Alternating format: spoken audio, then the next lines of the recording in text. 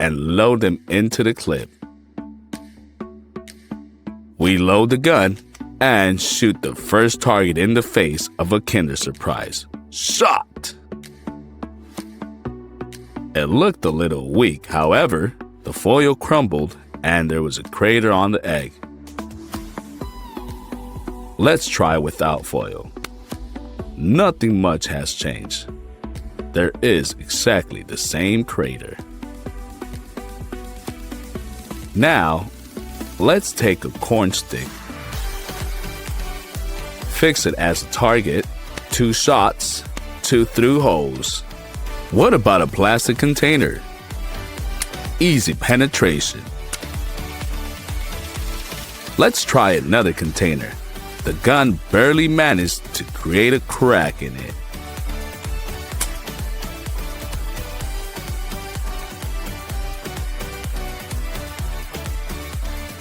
Let's shoot the business card. No problem. And the plastic one? Not a hole, but it's cracked. Now let's check with the CD.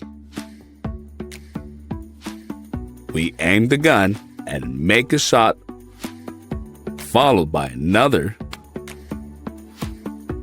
and another. The disc split, though only on the 3rd attempt. Next up is a ping pong ball. We clamp it in a vise and load the gun. 2 shots and he just slipped out of the vise. Apparently, it is stronger than it seems. And if you put a walnut in its place, we shoot closely and it immediately breaks through the shell. How do you like our way of peeling nuts? Now we need kinetic sand.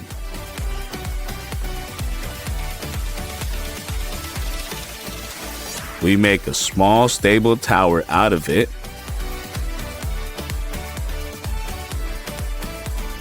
We shoot, and the bullets just bounce off. Let's make the sand a little thinner. Now, at least they got stuck in the sand while our tower collapses.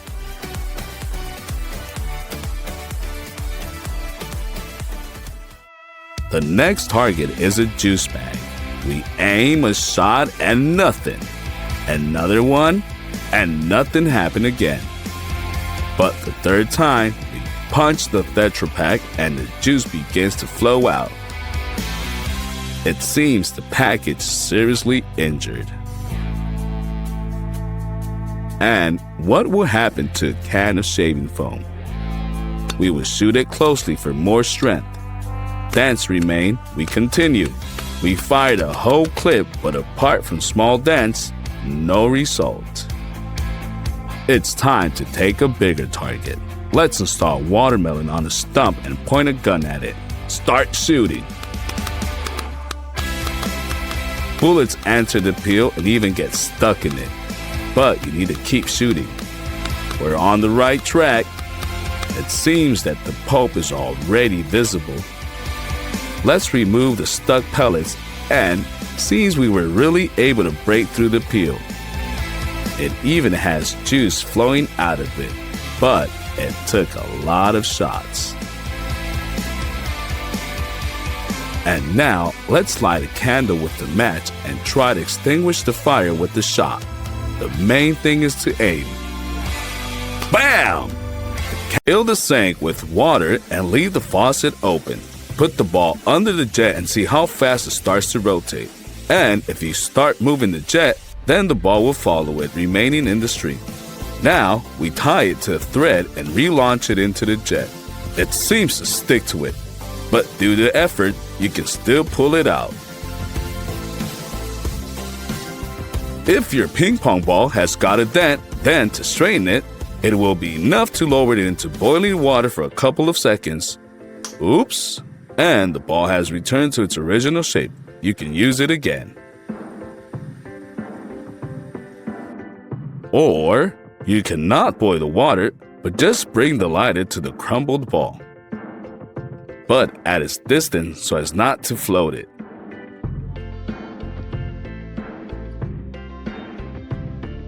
In a matter of seconds, both the original shape and the former jumping ability return to him. He looks like a brand new one. Turn on the hairdryer at maximum power and place the ball in the airflow. It begins to float in the air, moving up and down. It stays even in the flow even if you tilt the hairdryer. Add a second ball, and now they are both floating. We will substitute a bushing over them and they abruptly fly through it. Let's see again. And here's the maximum angle at which a ball will still stay in the sting. Let's take the most ordinary cocktail tube, bend it at right angles, lean it against our lips and start blowing hard inside, and put a ball on the other end. See how fast it rotates, and at the same time it remains on the tube. The duration depends only on your lung volume. And now the same trick, but with the funnel. We blow into it, and the ball begins to rotate. Even if it's not for long, it's harder than it seems.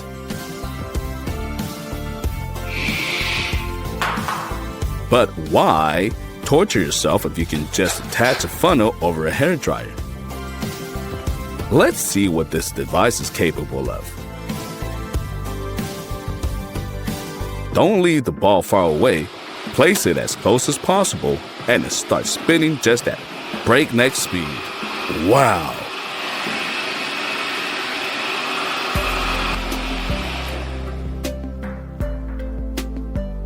Let's look at how high the ball usually bounces if you don't give it acceleration. Decent, but surely you can do more. Of course you can. Let's take a glass of ordinary water. There shouldn't be a lot of it, just enough to put the ball in the center and stay afloat.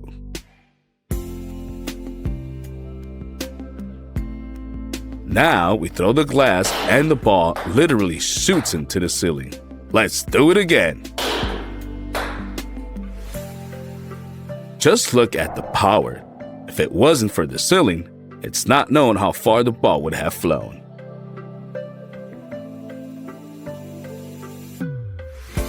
Have you ever set fire to a ping pong ball? Let's compare its Gorenge process with Gorenge paper. Wow! This is a powerful flame. It even makes him move.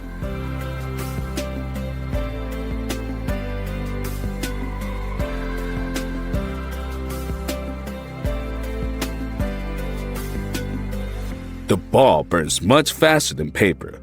Who would have thought?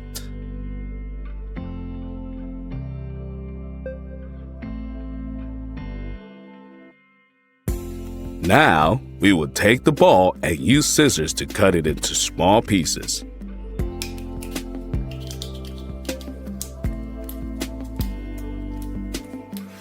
Then, we will need a small sheet of foil.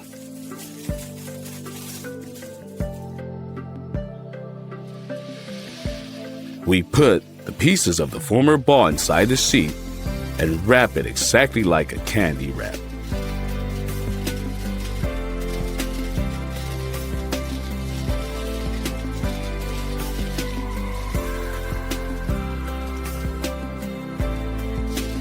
Then another layer of foil, also quite tightly.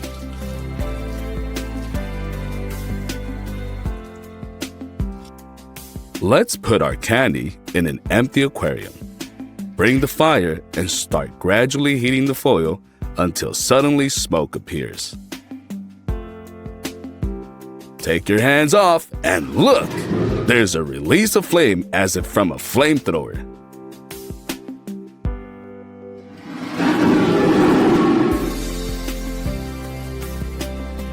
See in slow motion how beautiful it is. But do not try this at home. Yeah, it's like there's a real fire-breathing dragon in the aquarium. Although, sometimes you can get a smoke bomb instead of a pillar of fire. But, in my opinion, it also looks cool.